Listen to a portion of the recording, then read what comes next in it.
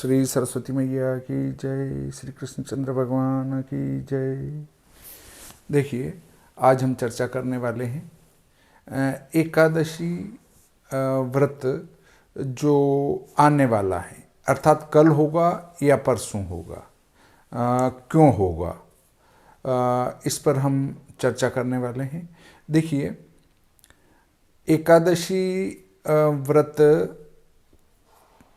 के संबंध में सीधा विधान है कि स्मार्त गृहस्थी जितने भी हैं उनको एकादशी का पारना त्रयोदशी में कभी नहीं करना चाहिए। त्रयोदशी में पारना का निषेध है। अब यदि हम कल और परसों पर विचार करें तो ये है श्री भादव माता पंचांग। देखिए, इस पंचांग में 22 अक्टूबर दशम शुक्रवार वो है 2:37 पल, दिन में 8:17 पर समाप्त हो जाएगी। फिर एकादशी 59:55 पल है, अर्थात रात में अगले दिन सुबह शनिवार को सुबह 7:12 पर समाप्त हो जाएगी। परंतु हमारे यहाँ का जो सूर्योदय है वो 7:14 है। तो ऐसी स्थिति में सूर्योदय के पहले ही, और शनिवार का सूर्योदय 7:15 है, तो सूर्योदय के पहले ही हमारा क्या होगा, तिथि समाप्त हो जाएगी।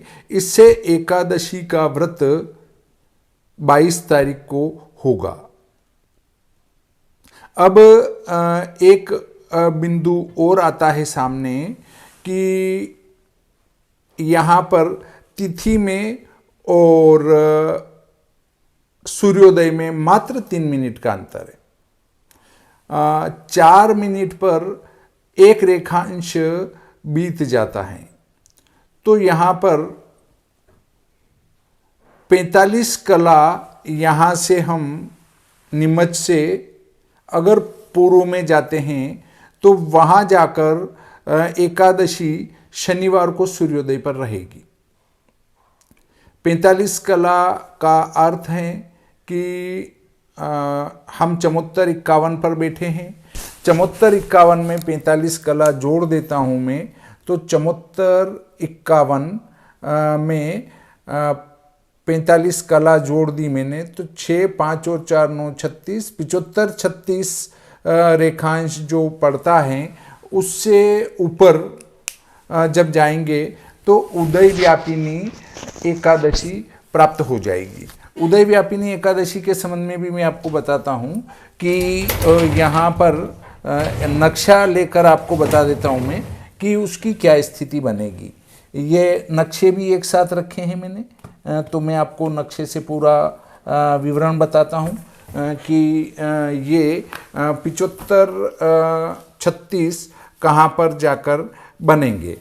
तो 75, 36 पर विचार करें तो कौन कौन से नगर आएंगे, या आप अपने यहाँ का सूर्योदय देखें और वो अगर 7:12 के पहले हो रहा है तो एकादशी तिथि का प्रारंभ आपके यहाँ पर शनिवार को होगा, उदय व्यापिनी एकादशी होगी। अब यदि हम 75 पर विचार करें तो 75, 36 रेखांश लगभग पड़ेगा वो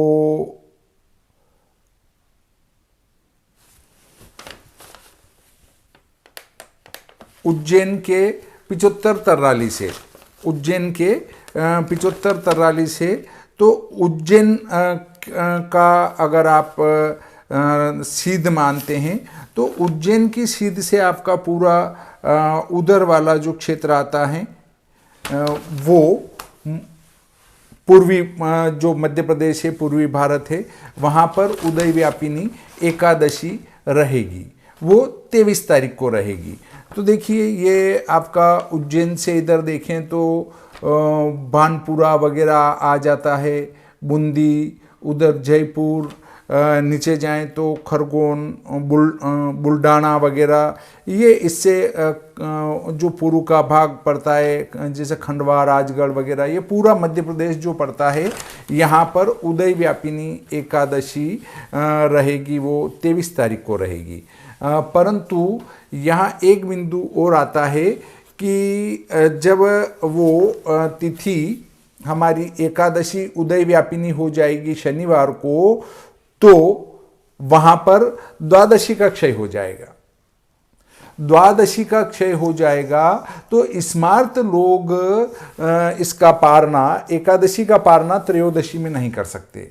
इससे चाहे आपके यहाँ पर द्वादशी का क्षय हो या चाहे एकादशी का क्षय हो, जैसे हमारे नीमच, सीतामऊ या मंदसौर या हमारा ये वाली पट्टी ले लो, भीलवाड़ा, अजमेर, उधर नीचे जाएं तो इसके सिद्ध में जितने भी आते हैं, मुंबई वगैरह, ये वाला जो पार्ट है या गुजरात है, इनमें और पश्चिमी राजस्थान है, इनमें क्या होगा कि एकादशी का क्षय है।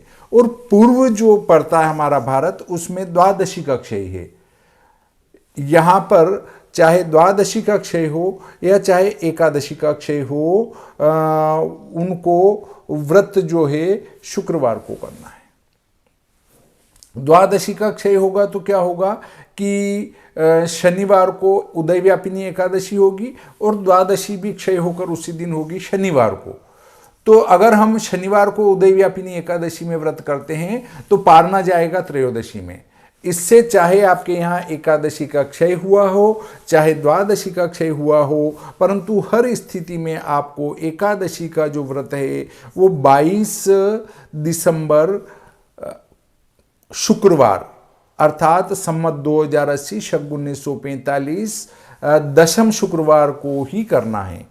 एकादशी का व्रत पूरे भारत में 22 दिसंबर को ही शास्त्रोक्त होगा और उसका पारना है वो शनिवार को होगा। अब आप कहेंगे हमारे यहाँ उदय में एकादशी होगी, तो उदय काल में थोड़ी सी रहेगी, वो मुश्किल से आपके यहाँ 1 मिनट 2 मिनट, और जैसे जैसे पूर्वी भारत में जाएंगे तो हो सकता है वहाँ पौन घंटा हो जाए। जैसे हम आसाम से भी आगे चले जाते हैं तो वहाँ पर पौन घंटा हो जाएगी, तो हम उठते ही सीधे भोजन नहीं करते हैं। जब हम पारना करेंगे तो वहाँ पर जाकर हमारी द्वादशी तिथि प्राप्त हो जाएगी। इससे पारना करने में कोई निषेध नहीं है, परंतु त्रयोदशी में किसी भी स्थिति में पारना नहीं होने से हम इसका पारना शनिवार को ही करेंगे। पूरे भारत में एकादशी का पारना शनिवार को होगा और उसका व्रत शुक्रवार को होगा 22 दिसंबर को। इस प्रकार आज का ये प्रकरण यहीं समाप्त करते हैं। श्री सरस्वती मैया की जय, श्री कृष्णचंद्र भगवान की जय।